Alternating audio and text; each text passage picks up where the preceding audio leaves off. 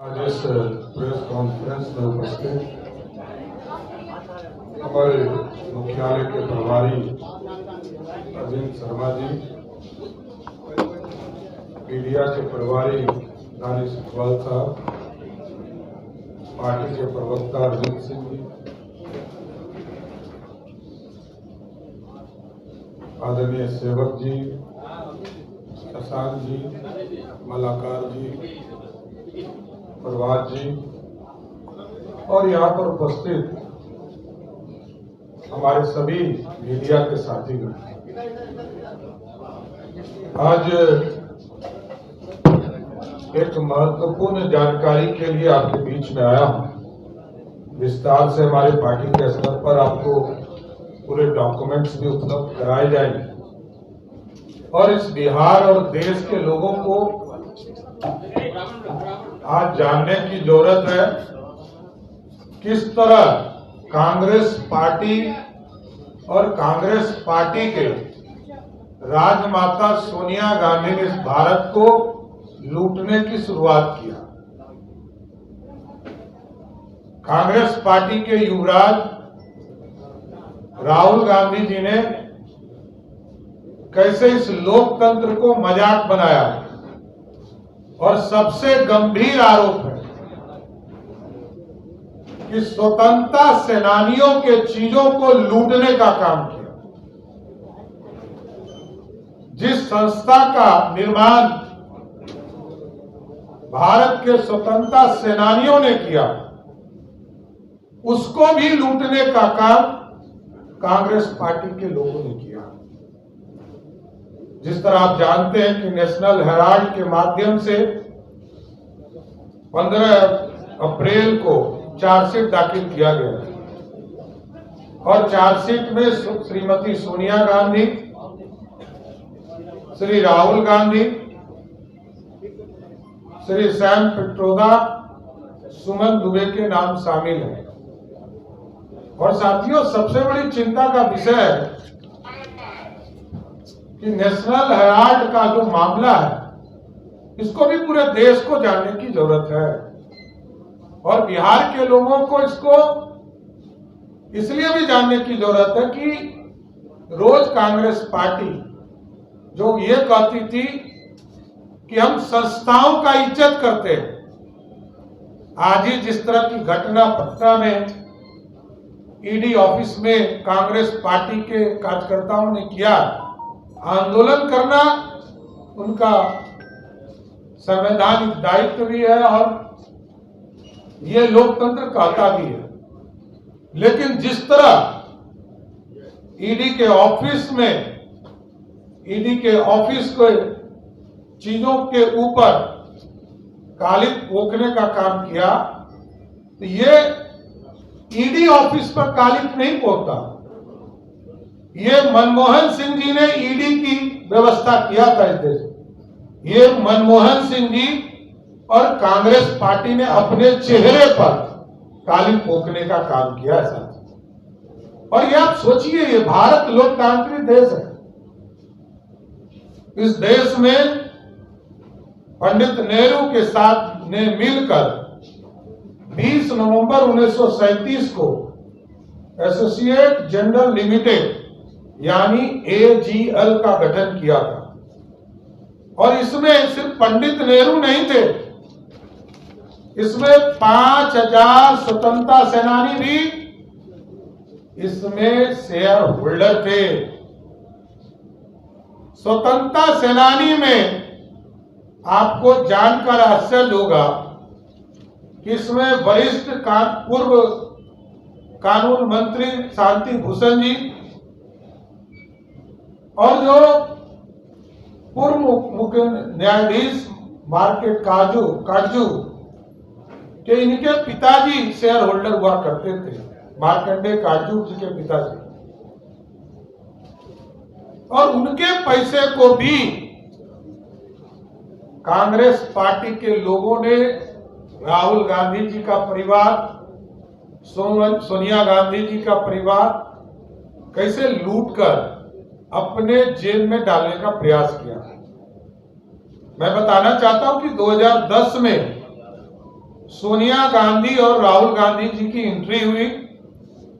2010 में एजीएल के 1057 शेयर धारक थे। इसी वर्ष 5 लाख रुपए से कांग्रेस ने यंग इंडिया लिमिटेड कंपनी बनाई। इसमें तत्कालीन कांग्रेस पार्टी के महासचिव श्री राहुल गांधी जी डायरेक्टर के रूप में शामिल हुए और कंपनी में 76% हिस्सेदारी राहुल गांधी जी और सोनिया गांधी जी का हो। आप सोचिए, हम लोग तो यही फॉर्मूला खोज रहे हैं। कोई ये फॉर्मूला बताए कि 5 लाख रुपया खर्चा करो और 500 करोड़ का मालिक बन जाओ। ये ना बिहार के युवराज बताते हैं ना देश के युवराज बताते हैं। आप सोचिए, इस लोकतंत्र का मजाक बनाने का काम कांग्रेस पार्टी के लोगों ने किया है। कहा केस चलता रहेगा, लेकिन आरोपियों को सदैव उपस्थिति से छूट दी गई। तो मेरा यह स्पष्ट मानना है कि नेशनल हेराल्ड ये इस देश के स्वतंत्रता सेनानियों का अपमान है। देश के लोकतंत्र के लिए ये एक तरह से विश्वासघात है और कांग्रेस पार्टी या इंडी गठबंधन में बैठे लोग 5 लाख में 500 करोड़ रुपया की आमदनी करते हैं। ये भ्रष्टाचार है, ये अपराध है। जनता के बीच में भी हम जाएंगे और न्यायालय में भी सबूत है। सबूत के आधार पर ईडी ने इस पर चार्जशीट किया और इस पर कार्रवाई करने के लिए न्यायालय को समर्पित करने का काम किया। इसलिए आज देश के आम लोगों से, बिहार के आम लोगों से जरूर ये बताना चाहते हैं कि कांग्रेस पार्टी इस देश को खोखला बना रही है और लोकतंत्र को मजाक बनाने का काम कर रही है। और नेशनल हेराल्ड और ये जो इनके कंपनी है यंग इंडिया लिमिटेड कंपनी के द्वारा गरीबों के पैसे को लूटने का काम किया जा रहा है। इसलिए इसकी पूरी तरह जो ईडी ने जांच किया है, जांच करके चार्जशीट किया है। अब न्यायालय से जरूर आग्रह करता हूं इस पे शीघ्र कार्रवाई करके सजा देने का काम करें। धन्यवाद। प्रधानमंत्री आ रहे हैं लगातार, क्या कार्यक्रम होगा उनका? मई महीने में प्रधानमंत्री का पहले से कार्यक्रम हो रहा है। देखिए, देश के प्रधानमंत्री जी आदरणीय नरेंद्र मोदी जी पहले कार्यकर्ता के तौर पर काम करते रहे और जनता के बीच में जाना उनका धर्म है। और हमारे नेता पर हम लोगों को गर्व है कि हमारे नेता जनता के बीच में जाकर उनकी समस्या को सुनने का काम करते हैं और जनता के बीच में जो वो काम कर रहे हैं उसको भी जनता के प्रति समर्पित करने का काम करते हैं। मैं प्रधानमंत्री जी को धन्यवाद देता हूं कि बिहार को समय दे रहे हैं और लगातार समय दे रहे हैं। 2014 से अभी तक कितनी बार आए हैं उसकी गिनती बताना मुश्किल है। 100 से अधिक बार देश के प्रधानमंत्री जी बिहार आ चुके हैं। सर, ये परिचायक है कि बिहार से उनका अपना लगाव और बिहार की जनता भी दिल खोलकर आदरणीय प्रधानमंत्री नरेंद्र मोदी जी को साथ देती है। पहले 32 सीट, फिर 39 सीट, फिर 30 सीट, लगातार जनता का भी प्यार अपार मिलता रहा। इसलिए वो जनता के बीच में आते हैं। कई काम पूरे हो रहे हैं। पंचायती राज दिवस के स्तर पर पूरे राष्ट्र को संबोधित करेंगे मधुबनी से। कई योजनाओं की शुरुआत करेंगे। हम लोगों ने आग्रह किया है कि 4 मई को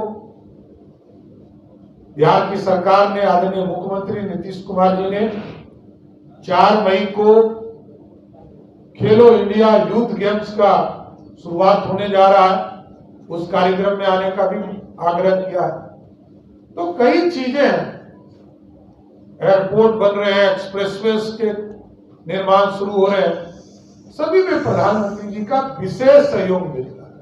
सिर्फ एक सेक्टर को आप उठा लीजिए तो आप समझिए कि एयर ट्रैफिक में जहां 2005 में 2.5 लाख लोग एयर ट्रैफिक से दूसरे प्रदेशों में जाने का काम करते थे, आज वो बढ़कर लगभग 46 लाख लोग ट्रेवल करते हैं बिहार से। और ये कल्पना आदरणीय प्रधानमंत्री जी ने तय किया कि सिर्फ पटना एयरपोर्ट से अगले 15 दिनों में 1 करोड़ लोग यात्रा कर पाएंगे। इसके साथ साथ 10 नए एयरपोर्ट का निर्माण, छोटे और बड़े एयरपोर्ट के निर्माण का काम चल रहा है। इसलिए साथियों, नरेंद्र मोदी जी की सरकार लगातार जनता के भलाई के लिए काम कर रही है, उनके विकास के लिए काम कर रही है, और दूसरे तरफ कांग्रेस पार्टी और राष्ट्रीय जनता दल भारत और बिहार को लूटने में लगे।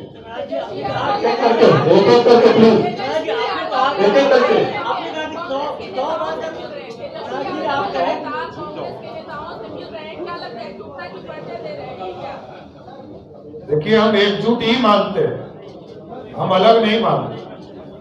जाना ना रहना उनका काम है। इस पूरे गठबंधन को पिछले 3 चुनाव से लालू जी और तेजस्वी के नेतृत्व में ही हरा रहे हैं, ये कोई नया कहानी नहीं है। 2019 में भी हराने का काम किया गया, 2020 में भी हराने का काम किया गया, और 2025-24 में भी हराने का काम किया। इसलिए हम हराने, जनता के आशीर्वाद से 2025 में इस पूरे गठबंधन को हराएंगे। एक को नहीं हराना है, पूरे गठबंधन को हराना है। जी, आपने कहा कि मोदी जी 2 बार यहाँ पे आ चुके हैं, मोदी जी यहाँ 2 बार आ चुके हैं, उनका लगाव है बिहार से, तो क्या इस बार विशेष आज का दर्जा देंगे बिहार को? बहुत लगाव है मोदी को बिहार से, 2 बार आ चुके हैं। देखिए, स्पष्ट है, एक सेक्टर, रोड सेक्टर का दरवाजा खोलिएगा तो 1 लाख करोड़ रुपया का इन्वेस्टमेंट बिहार में होगा। और मोदी जी, और देखिए तुलना, लोग कहते हैं कि तुलना क्यों करते हैं? 10 साल तक कांग्रेस पार्टी का सरकार रहा देश में, लालू जी सुपर पावर थे, बिहार को कितना पैसा मिला? देखिए, स्पष्ट है, एक सेक्टर, रोड सेक्टर का दरवाजा खोलिएगा तो 1 लाख करोड़ रुपया का इन्वेस्टमेंट बिहार में होगा। और मोदी जी, और देखिए तुलना, लोग कहते हैं कि तुलना क्यों करते हैं? 10 साल तक कांग्रेस पार्टी का सरकार रहा देश में, लालू जी सुपर पावर थे, बिहार को कितना पैसा मिला? 1,93,000 करोड़ रुपया, मतलब 2 लाख करोड़ रुपया मिले। मोदी जी ने सामान्य तौर पर 2014 से लेकर 2024 तक 14 लाख करोड़ रुपया दिया, मतलब 700 टाइम्स अधिक। कल्पना ही नहीं कर सकते। और मैं आज तो बता रहा हूं, मैं गया था तो हमें लक्ष्य मिला था 2,45,000 पक्के मकान का, और आपको जानकर आश्चर्य होगा कि हमको अभी तक 2,45,000 के टारगेट में पिछले 1 साल में जितने लिस्ट में हमारे यहां नाम था 13,11,000 लोग, सबको पक्का मकान देने का काम भारत की सरकार है। अरे मैं तो कहता हूं, लालू जी के प्रतिनिधि बदलते रहते हैं, हमको नहीं पता है, क्योंकि वो लोकतांत्रिक पार्टी है नहीं। लालू जी राजा है, पहले रानी, अब राजकुमार, आगे हो सकता है राजकुमारी है। तो मेरा ये मानना है कि लालू जी जिस जगह तय कर दे, विकास के पैरामीटर पर, सुशासन के पैरामीटर पर, डिबेट करने के लिए भारतीय जनता पार्टी एनडीए का कोई भी एक सामान्य कार्यकर्ता उनको बताने का काम करे। सवाल विशेष है कि तो इसलिए साफ तौर पर है कि पैसा कितना मिलता है बिहार को, यही देखना है। किस प्रदेश को कितनी राशि मिली, यही तो मैंने कहा। 700 टाइम्स अधिक यदि राशि मिलता हो तो विकास झोला लेके जाते हैं और बोरा लेके आते हैं। सवाल है, कांग्रेस पार्टी के दूसरे नेता ईडी की चार्जशीट पर खुलकर बोले। रॉबर्ट वाड्रा कह रहे हैं कि मिसयूज कर रही है केंद्र सरकार सेंट्रल एजेंसी का। ईडी तो उन्होंने ही बनाया। ईडी की पूरी रूपरेखा कांग्रेस पार्टी ने बनाया। और जांच क्यों नहीं? क्या 10 साल में जांच पूरे नहीं होंगे क्या? 2014 में जांच शुरू हुआ, तो ये लोग क्या चाहते हैं कि 2047 में जाकर जांच पूरा हो क्या? ये जांच की प्रक्रिया है, चार्जशीट हुआ है। अब न्यायालय में जाइए तो न्यायालय में अपने वकील, बड़े बड़े वकील को एमपी बनाकर रखे हैं, जाकर अपनी बात रखे। न्यायालय तय करेगा कि राहुल गांधी जी और उनके परिवार दोषी है कि नहीं। बंगाल में हिंसा हुई उसके बाद किशनगंज में अख्तरुल ईमान कहते हैं कि मुसलमानों के खून के साथ होली खेल रही है बीजेपी। किस तरीके से देखते हैं इस बयान को? देखिए, वहां किसके साथ होली खेला गया है वो तो सब जान रहा है। वहां जो परिवार है, किसकी हत्या हुई है, पूरा देश जान रहा है। और पूरे बंगाल की जो स्थिति ममता बनर्जी बना के रखी है, इंडी गठबंधन के लोग तुष्टीकरण के चक्कर में भारत के लोकतंत्र को अपमानित करने का काम कर रहे हैं। धन्यवाद।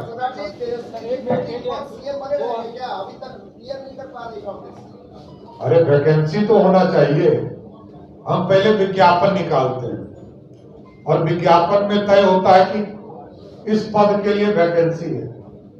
यहाँ तो आदरणीय नीतीश कुमार जी वैकेंसी पे पहले से स्थापित है, तो जब तक वैकेंसी नहीं होगा तब तक कोई आदमी का नॉमिनेशन कैसे होगा?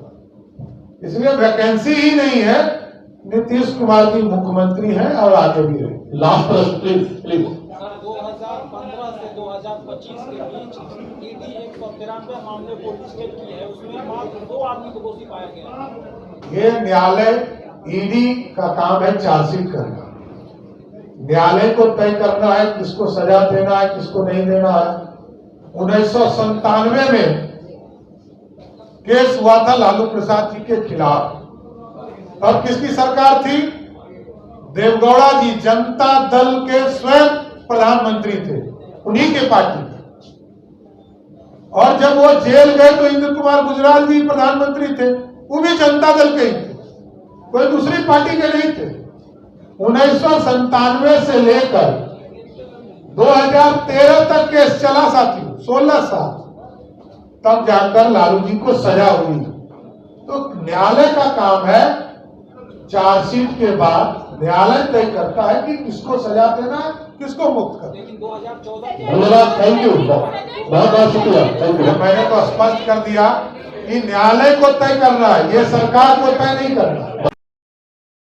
तमसोमा ज्योतिर्गमय गुरुकुल शिक्षा मंदिर संस्थान के साथ बनाए अपना भविष्य। रेगुलर और प्रोफेशनल कोर्सेज, सेकेंडरी और senior secondary courses, law, teachers training courses, pharmacy and nursing के साथ पैरामेडिकल में डायरेक्ट एडमिशन पाए। वेबसाइट विजिट करें या दिए गए नंबर पर कॉल करें। हमारा पता है गुरुकुल शिक्षा मंदिर संस्थान, कल्याण चौक, DS कॉलेज रोड, कटिहार। हमारा वीडियो अगर आपको अच्छा लगा हो तो आप हमारे वीडियो को लाइक करें, शेयर करें और हमारे चैनल को सब्सक्राइब जरूर करें।